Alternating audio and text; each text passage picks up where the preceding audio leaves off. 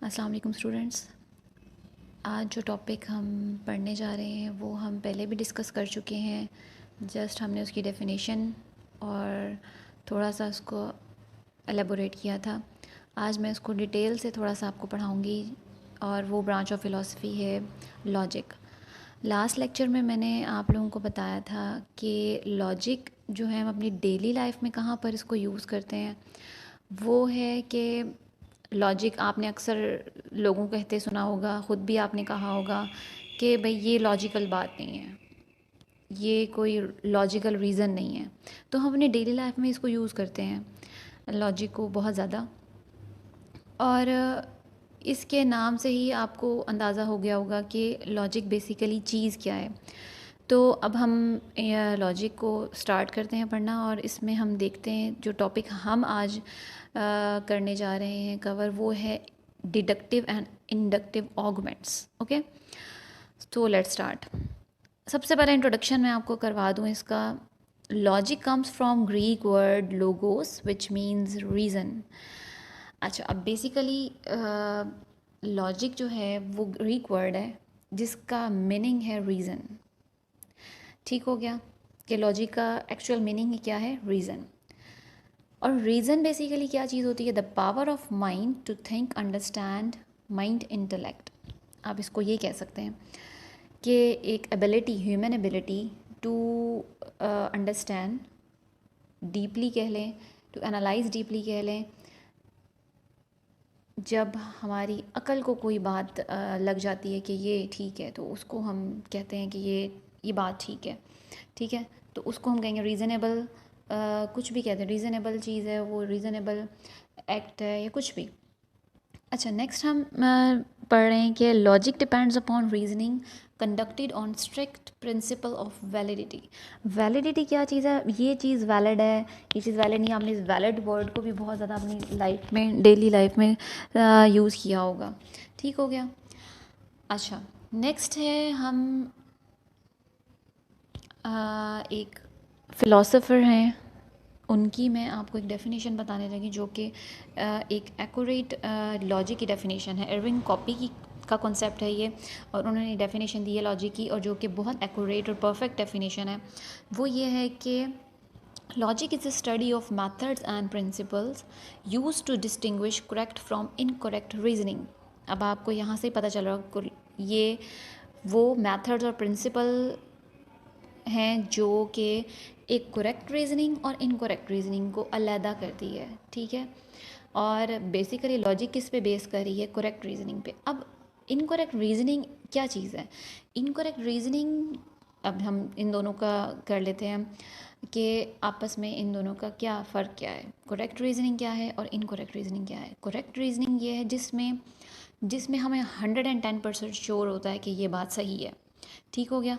अच्छा, इसके अलावा जो इनकरेक्ट रीजनिंग है वो है जिसमें प्रोबेबिलिटी होती है कि बात माइट भी ठीक हो, माइट भी गलत हो। तो हमने ये जो प्रोबेबिलिटी है इससे अवॉइड करना है। हमने परफेक्ट 100% जो चीज़ हमें अश्योर होती है, हमने उसकी तरफ जाना है। हम लॉजिक में 100% जो श्योर हमें चीज़ होती है हम उसकी तरफ जाते हैं, और वो है किस तरह से हम उसकी तरफ जाएंगे वो मैं आपको आगे डिस्कस करूँगी। तो अब मैंने आपको फ़र्क बता दिया है कि करेक्ट रीजनिंग और इनकरेक्ट रीजनिंग में फ़र्क क्या है। नेक्स्ट है रीजनिंग का, तो हमने डिस्कस कर लिया कि एक करेक्ट रीजनिंग है, एक इनकरेक्ट रीजनिंग है। अब रीजनिंग क्या चीज़ है हम इसके बारे में जानते हैं। तो reasoning is the action of thinking about something in a logical sensible वे।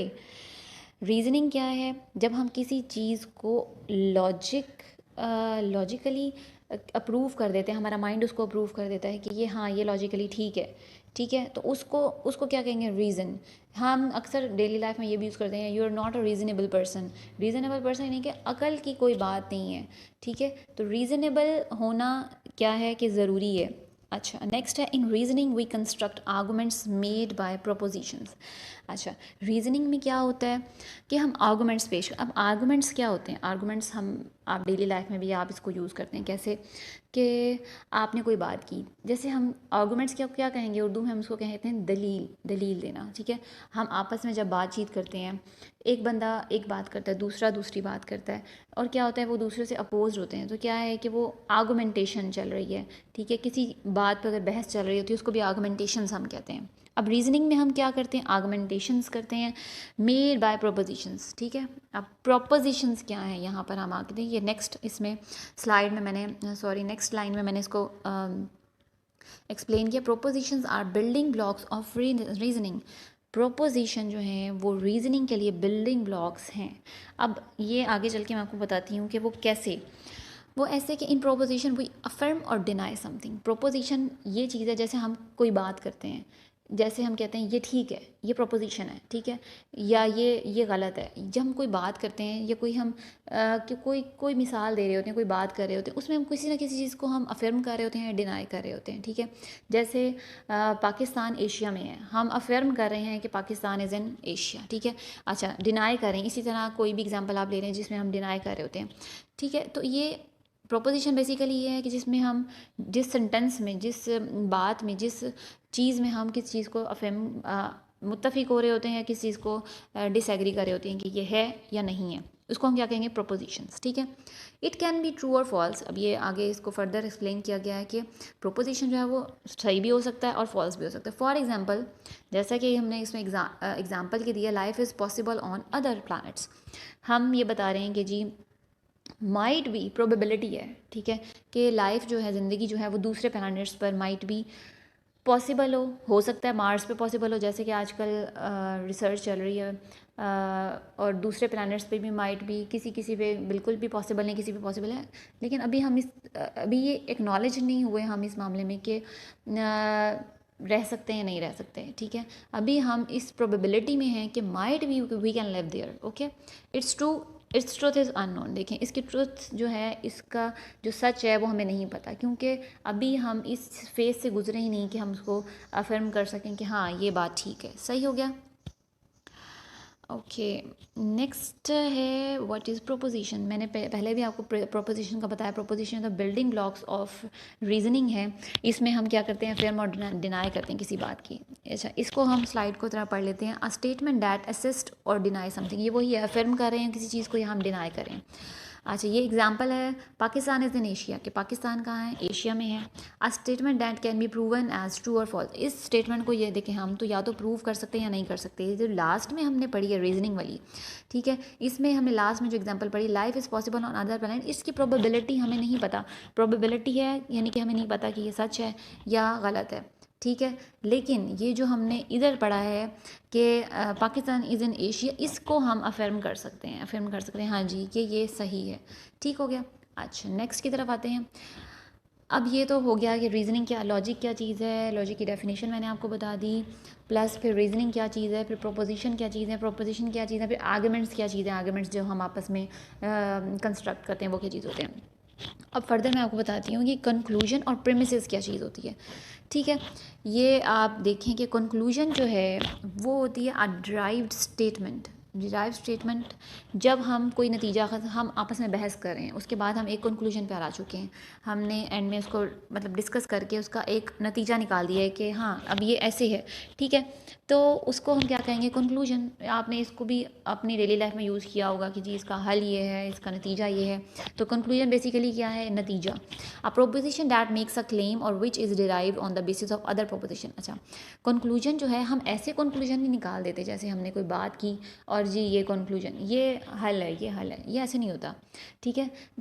पहले हम आर्गुमेंटेशंस करते हैं, उसके बाद हम कंक्लूजन निकालते हैं, ठीक हो गया। अब मैं आपको फर्दर बताती हूँ कि कैसे, इसकी एग्जांपल में मैं आपको आगे चल के दूँगी। अभी मैं आपको फ़िलहाल ये बता रही हूँ कि कंक्लूजन बेसिकली चीज़ क्या है, प्रेमिसेस क्या चीज़ होती है। अच्छा, नेक्स्ट है प्रेमिसेस। प्रेमिसेस होती है सपोर्टिंग स्टेटमेंट। सपोर्टिंग स्टेटमेंट क्या, या ये होती है कि वो स्टेटमेंट्स कह लें की बेस पर हम कंक्लूजन कंस्ट्रक्ट करते हैं, ठीक हो गया।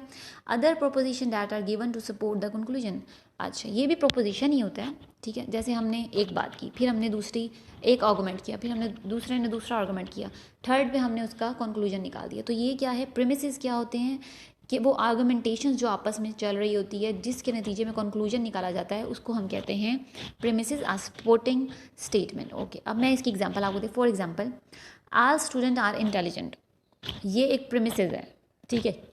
ऑल स्टूडेंट्स आर इंटेलिजेंट, ये प्रीमिसेस है, ये आर्गूमेंट है, ठीक है। Ali is a student, Ali student है, ये भी एक प्रीमिसेस है। अच्छा, देयरफॉर इसका हमने नतीजा ये निकाला है कि अली इज़ इंटेलिजेंट, ठीक है। अब दो प्रेमिसेस, दो डिस्कशंस, दो आर्गूमेंट्स के बाद हमने जब इसका एंड में वो निकाला है, नतीजा निकाला है, वो ये कि अली इज़ इंटेलिजेंट, ठीक है। ये आपकी एक लॉजिकल वो है कि ऑल स्टूडेंट्स आर इंटेलिजेंट, तमाम स्टूडेंट्स जो हैं वो ज़हीन है, अली भी स्टूडेंट ही है तो इस वजह से अली भी ज़हीन होगा, ठीक है। इसको कहते हैं हम premises, first two are premises and last one is conclusion. Okay fine, hope you understand. Next slide पे चलते हैं, हमें टाइप्स ऑफ आर्गूमेंट्स, आर्गूमेंट्स की टाइप्स कौन कौन सी होती हैं, ठीक है। ये है डिडक्टिव आर्गूमेंट्स होते हैं और इंडक्टिव आर्गूमेंट्स होते हैं। Two types of arguments are there, in deductive arguments and inductive arguments. Next slide पे चलते हैं हम जी।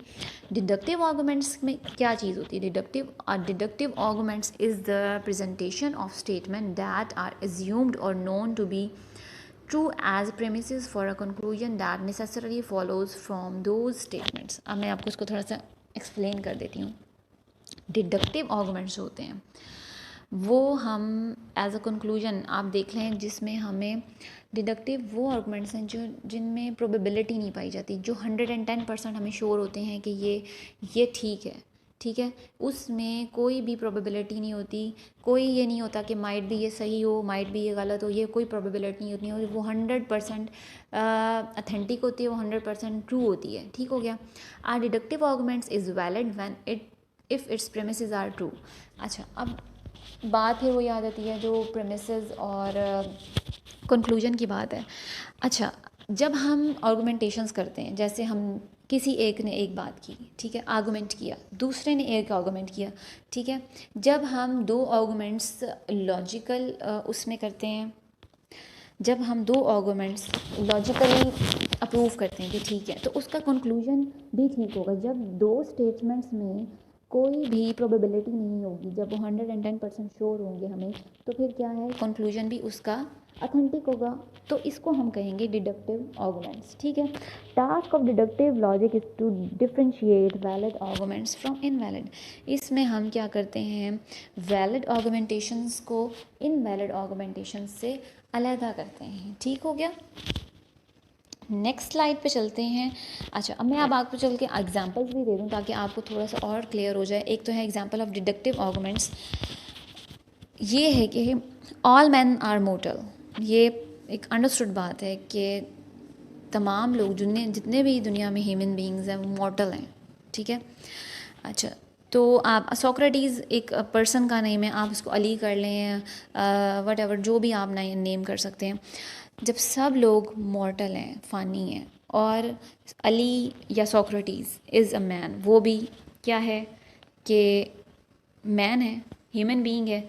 जब तमाम ह्यूमन बीइंग ही मॉर्टल हैं और किसी का भी नाम ले लें, अली ले लें, कोई सोक्रेटिस जो है वो भी मैन है, तो क्या इसका हम कंक्लूजन क्या निकालेंगे, सोक्रेटिस इज़ मॉर्टल, कि सोक्रेटिस भी क्या है, मॉर्टल है। ये एक लॉजिकल और इसको हम डिडक्टिव आर्गूमेंट्स के परफेक्ट एग्जांपल कहेंगे, क्योंकि इसमें इसके प्रेमिसेस ऊपर जो हमने दो प्रेमिसेस कंस्ट्रक्ट किए हैं, जैसे all man are mortal, this is premises, Socrates is a man, ये भी प्रेमिसेस है, जिसके इन दो प्रेमिसेस के थ्रू हमने जो कंक्लूजन कंस्ट्रक्ट किया वो है देयरफॉर सोक्रेटिस इज़ मॉर्टल, ठीक है। ये एक लॉजिकल डिडक्टिव आर्गूमेंट की परफेक्ट एग्जांपल है। अच्छा, अब हम इसको थोड़ा सा मैं आपको ये बता दूं कि ये जो प्रेमिसेस होते हैं, फर्स्ट प्रेमिसेस को क्या कहते हैं, सेकंड प्रेमिसेस को क्या कहते हैं, थर्ड वन तो वो तो होता ही कंक्लूजन है। ऑल मैन आर मॉर्टल, ये इसको कहते हैं मेजर प्रेमिसेस, जो हम फर्स्ट एक कंस्ट्रक्ट करते हैं, ठीक है। फिर सोक्रेटिस इज़ अ मैन, ये माइनर प्रेमिसेस, और इसके वो करते हुए अगर दोनों ये वैलिड होते हैं तो थर्ड वन जो निकलता है, जब फर्स्ट टू प्रेमिसेस में कोई भी प्रोबेबिलिटी नहीं होती, जो उसका जो कंक्लूजन निकलेगा वो तो डेफिनेटली वो 100% श्योर होगा, तो उसको हम कहेंगे वैलिड आर्गुमेंटेशन, और ये डिडक्टिव आर्गुमेंट्स में होता है। फ़ाइन। इसी तरह एक हम इस तरह के आर्गुमेंट्स जो है ना आप ख़ुद भी कंस्ट्रक्ट कर सकते हैं कि जिस तरह से ये प्रेमिसेस के थ्रू कंक्लूजन कंस्ट्रक्ट किए हुए हैं। फ़ाइन। ओके, नेक्स्ट है ऑल ह्यूमंस हैव ब्रेन। जितने भी ह्यूमंस बीइंग हैं इन सब के पास क्या है? ब्रेन है। Ali is a human, Ali भी ह्यूमन बीइंग है, तो फिर definitely Ali has brain, Ali के पास भी ब्रेन है। तो ये माइनर प्रेमिसेस मेजर प्रेमिसेस के बाद हम कंक्लूजन जो कंस्ट्रक्ट करते हैं, अगर प्रेमिसेस में कोई गलती नहीं है, प्रेमिसेस में कोई प्रोबेबिलिटी नहीं है, तो डेफिनेटली जो कंक्लूजन होगा वो भी 100% श्योर होगा। ये सिर्फ डिडक्टिव आर्गुमेंट्स में होता है। नेक्स्ट हम चलते हैं इंडक्टिव आर्गुमेंट्स की तरफ। अब इंडक्टिव आर्गुमेंट्स क्या हैं? An inductive arguments is an argument that is intended by the arguer to be strong enough that if the premises were to be true. अच्छा, इसमें मैं आपको थोड़ा सा बता दूं, जैसे डिडक्टिव आर्गुमेंट्स में हमने पढ़ा कि उसमें कोई भी प्रोबेबिलिटी नहीं है, ठीक है, वो 100% श्योर है। इंडक्टिव आर्गुमेंट्स में क्या होता है कि प्रोबेबिलिटी पाई जाती है। इसके जो प्रेमिसेस होते हैं ना वो वीक होते हैं, ठीक है, और दैट्स वाई इनका जो कंक्लूजन होता है वो या तो अफर्म कर सकते हैं, उसको डिनाई कर सकते हैं, क्योंकि उनमें प्रोबेबिलिटी पाई जाती है। इनके जो प्रेमिसेस होते हैं वो वीकर होते हैं, और जबकि जो डिडक्टिव आर्गुमेंट्स के जो प्रेमिसेस होते हैं वो स्ट्रॉन्ग होते हैं। ठीक हो गया।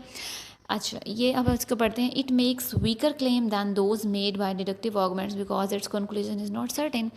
जब हमारा प्रेमिसेस ही हमें सही इन्फॉर्मेशन नहीं देगा तो डेफिनेटली उसका कंक्लूजन सही नहीं होगा। तो इसमें यही बताया गया है कि इंडक्टिव आर्गुमेंट्स जो हैं वो वीक होते हैं, वो डिडक्टिव आर्गुमेंट्स के मुकाबले में वीक होते हैं, जबकि डिडक्टिव आर्गुमेंट्स होते हैं वो अथेंटिक जो है वो आपको कंक्लूजन निकाल कर देते हैं। ठीक हो गया।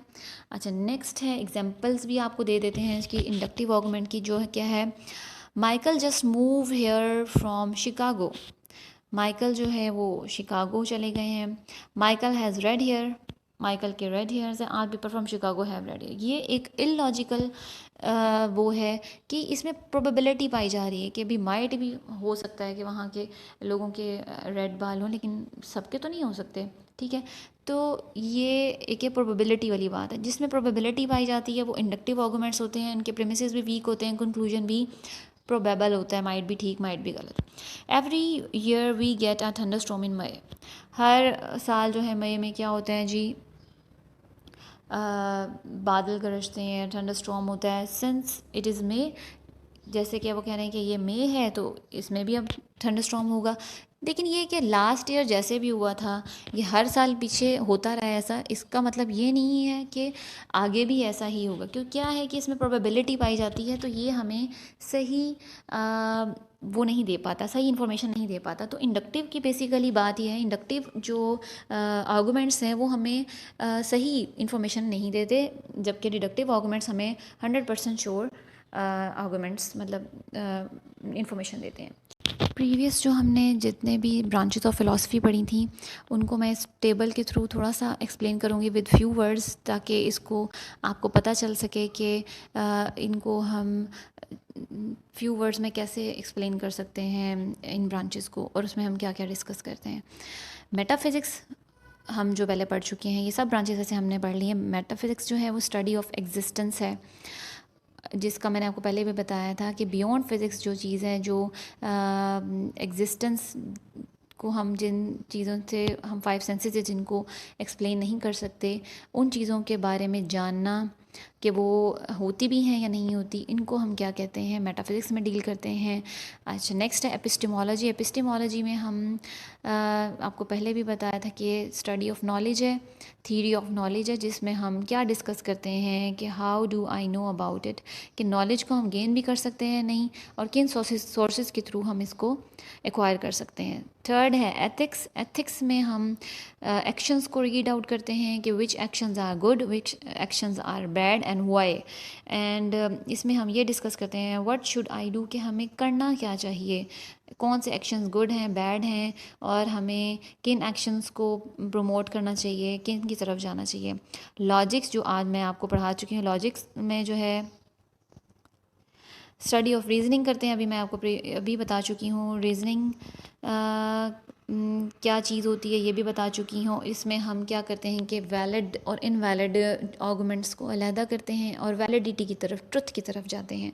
एथिक्स जो है वो क्या है, स्टडी ऑफ आर्ट्स, जिसमें हमारे, जिसको हम कहते हैं हमारी एस्थेटिक सेंस, जिसमें शामिल होती है, जिसमें हम ये देखते हैं जो चीज़ ब्यूटीफुल है, जो खूबसूरत चीज़ होती है उसको एडमायर करते हैं, और कौन सी चीज़ें ब्यूटी, डेफिनेशन क्या है ब्यूटी की, इसमें हम सिर्फ ये डिस्कस करते हैं। फ़ाइन, तो होप सो आपको अब अच्छे से समझ आ गया होगा कि ये ब्रांचेस किस किस चीज़ से डील करती हैं। हम इसको एलेबोरेट भी कर चुके हैं, और अब मैंने थ्रू दिस टेबल मैंने आपको इसको थोड़ा सा बता दिया कि ये क्या है। बहुत बहुत शुक्रिया। अल्लाह हाफ़िज़।